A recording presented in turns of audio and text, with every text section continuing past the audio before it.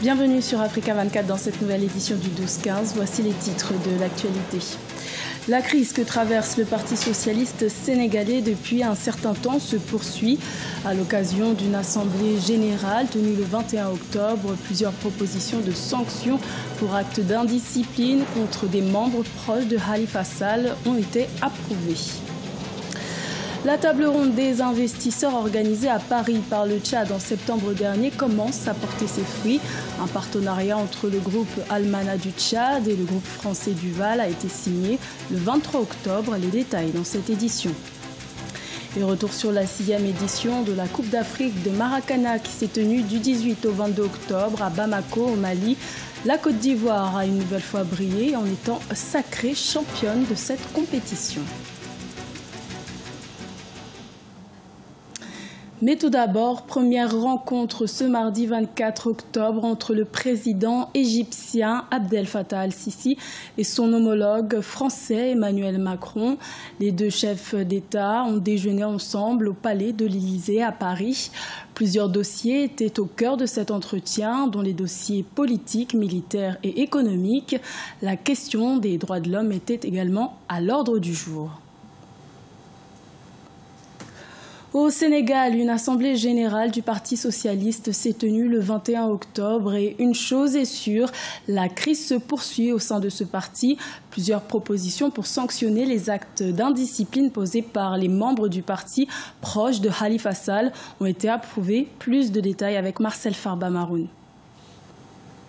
Les jours qui restent à Khalifa Sall et ses partisans au sein du Parti socialiste sénégalais sont désormais comptés. En effet, sous la présidence du secrétaire général du parti Ousmane Tanor Dieng, les secrétaires généraux de coordination se sont réunis samedi 21 octobre 2017 au siège du PS 6 à Dakar pour décider, entre autres, du sort réservé au maire de Dakar et à ses partisans. De ce fait, ils ont approuvé toutes les propositions faites au bureau politique par le secrétariat exécutif national relatives aux sanctions qu'appellent tous les actes d'indiscipline caractérisés, posés quotidiennement par des camarades dissidents.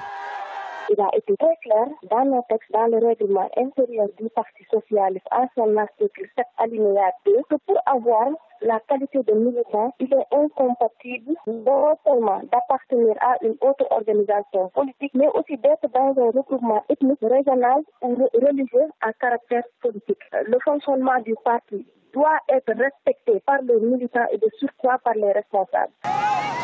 De leur côté, les pro-Khalifa Sall n'entendent pas quitter le Parti socialiste qu'ils considèrent comme leur patrimoine. Selon eux, la détention du maire de Dakar, en plus de cette décision de l'exclure du parti, révèle une nouvelle fois l'acharnement politique dont est victime leur leader, considéré comme l'un des adversaires les plus sérieux du président Macky Sall pour la présidentielle prévue en 2019. L'exclusion, c'est tout un processus, en commençant par l'avertissement, le blâme, le conseil de discipline. Personne ne peut se lever et exclure comme ça un camarade. Ousmane Tanor Dieng a trouvé Khalifa Sall dans le Parti socialiste et c'est ce Khalifa Sall lui-même qui l'avait aidé à élargir ses bases pour qu'il soit reconnu en 1996 comme premier secrétaire du Parti socialiste. De deux, c'est très très méchant de leur part parce que Khalifa Sall est un otage politique, il est en prison, détenu injustement.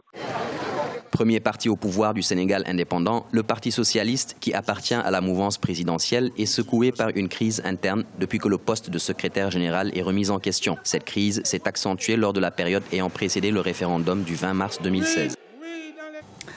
Également dans l'actualité, au Rwanda, la justice a décidé de refuser le 23 octobre la libération sous caution de l'opposante Diane Rwigara. L'opposante qui avait tenté de se présenter à l'élection présidentielle d'août 2017 avait été arrêtée fin septembre pour falsification de documents et pour incitation à l'insurrection. La justice rwandaise justifie ce refus de libération sous caution par la possibilité pour l'opposante de quitter le pays ou d'entraver l'enquête en cours. L'Organisation mondiale de la santé a décidé d'annuler le 22 octobre la nomination du président du Zimbabwe, Robert Mugabe, comme ambassadeur de bonne volonté pour les maladies non transmissibles. Une nomination contestée notamment par l'opposition zimbabwéenne et par plusieurs associations du pays. Ashley Duprat. Au Zimbabwe, la nomination du président Robert Mugabe comme ambassadeur de bonne volonté pour les maladies non transmissibles comme les attaques cardiaques et l'asthme par l'Organisation mondiale de la santé a soulevé une vive polémique. L'OMS a reconsidéré sa décision en annulant ce dimanche 22 octobre 2017 la nomination du chef de l'État zimbabwéen. Au cours des derniers jours, j'ai réfléchi à la nomination de son Excellence le président Robert Mugabe comme ambassadeur de bonne volonté de l'OMS pour les maladies non transmissibles en Afrique. En conséquence, j'ai décidé d'annuler cette nomination. La gestion jugée trop tardive de la pandémie d'Ebola en Afrique de l'Ouest a suscité de vives critiques à l'encontre de l'Organisation mondiale de la santé. Des critiques qui ont lourdement entaché une image déjà fragile. En 2010, la surévaluation de la grippe A H1N1 avait également provoqué un tollé. La polémique suscitée par cette nomination relance la question de la fiabilité de l'agence onusienne. Il y a peut-être plus une volonté de récompense politique. L'OMS, c'est une agence de l'ONU et comme bien d'autres, elle est peut-être un peu trop, je dirais, volatile. C'est-à-dire qu'il y a, je pense, des priorités beaucoup plus importantes que de chercher des ambassadeurs de bonne volonté. Je crois que c'est ce travail-là qu'il faudrait plutôt appliquer. Quelle est aujourd'hui la politique de l'OMS pour aider justement le Zimbabwe à sortir ou à améliorer son système de santé? Nous n'en avons aucune information. Pour certains, l'annulation de cette nomination pourrait conduire à une réforme de l'agence et plus largement des organisations onusiennes, comme le réclament depuis quelque temps plusieurs gouvernements et ONG. 20 milliards de dollars, c'est le montant des promesses de financement obtenues par le Tchad lors de la table ronde des bailleurs de fonds tenue à Paris en septembre 2017. Les promesses des investisseurs commencent à se matérialiser, notamment pour la réalisation des projets du Programme national de développement. Plus de détails dans ce sujet de la rédaction. La table ronde des investisseurs organisée à Paris en septembre dernier par les autorités tchadiennes commence à porter ses fruits. Le groupe Almana du Tchad et le groupe français Duval ont signé ce lundi 23 octobre 2017 à N'Djamena un mémorandum d'entente pour financer des projets du Programme national du développement initié par le gouvernement. Selon ces investisseurs, la matérialisation du partenariat entre les deux opérateurs économiques entre dans le cadre de la politique de diversification de l'économie du pays. Les réformes profondes opérées par les autorités du Tchad dans le cadre de la mise en œuvre de la vision 2030, le Tchad que nous voulons, offrent au secteur privé des grandes opportunités d'investissement au Tchad. Le mémorandum d'entente entre le groupe Almana et le groupe Duval est la matérialisation d'un partenariat privé pour participer à la mise en œuvre du plan national de développement initié par les autorités tchadiennes.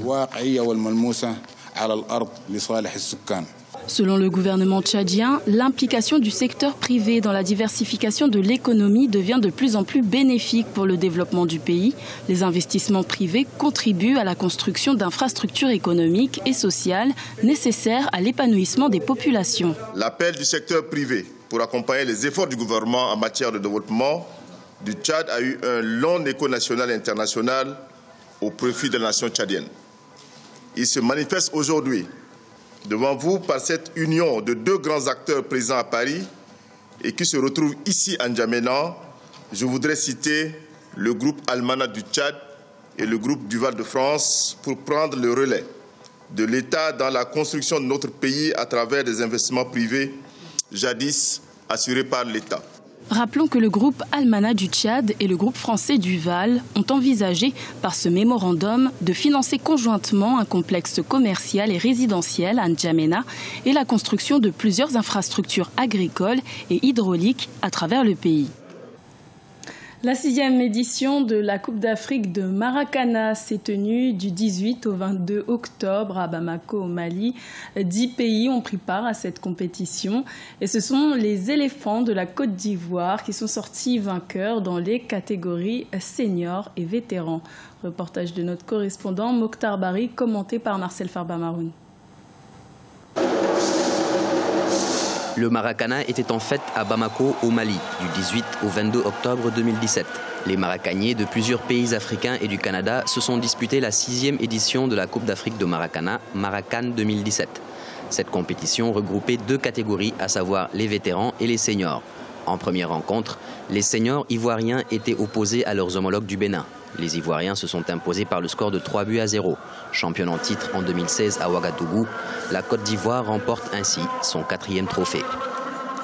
Chaque année a sa difficulté, a son avantage. Je voulais dire que Bamako est un cran au-dessus de Ouaga. Parce qu'il y a eu de très belles équipes, toutes les équipes se sont renforcées. Je dirais que l'expérience a manqué à mes joueurs parce que j'ai l'impression qu'ils se sont mis un peu plus de pression sur cette finale et on a déjoué totalement, on n'a pas pu faire notre jeu. C'est ce qui a fait que nous avons lamentablement perdu. Dans la catégorie des vétérans, c'est encore la Côte d'Ivoire, détentrice du trophée, qui s'est opposée au pays organisateur, le Mali. Ce sont les tirs au but qui donneront la victoire à la Côte d'Ivoire sur un score de 3-1. Nous avons joué contre le pays organisateur. Ça a été un très bon match. Et je suis fier parce que ce qui gagne, c'est la FIMA qui gagne dans tout ce qu'on fait. C'est pour promouvoir cette discipline. Mais nous sommes très heureux d'avoir remporté 2 fois ce trophée. Oui, dorénavant, il faut compter avec l'exemple. Pourquoi? Parce que même les seniors qui ont été éliminés hier, ils n'ont pas démérité. Seulement, bon, il y a eu des fautes un peu tactiques du niveau de l'encadrement, mais qui sont à pallier. Dorénavant, il faut compter avec le Mali parce que nous sommes à notre 3e participation. Première participation, on n'a pas été bien classé. Au Burkina, lors de la 2e participation, on a été 3e dans la catégorie des vétérans. Et cette fois-ci, au Mali aussi, on est en finale. La Maracan 2017 prend fin avec le double sacre des Ivoiriens face aux Maliens et Béninois. Les Togolais et Guinéens occupent respectivement la 3e place en catégorie senior et vétéran. La prochaine édition, qui était prévue au Gabon, sera finalement jouée en Côte d'Ivoire en 2018. Ce journal a été réalisé par l'ensemble de la rédaction. Merci de votre fidélité. Retrouvez dans un instant une nouvelle édition de l'information sur Africa 24.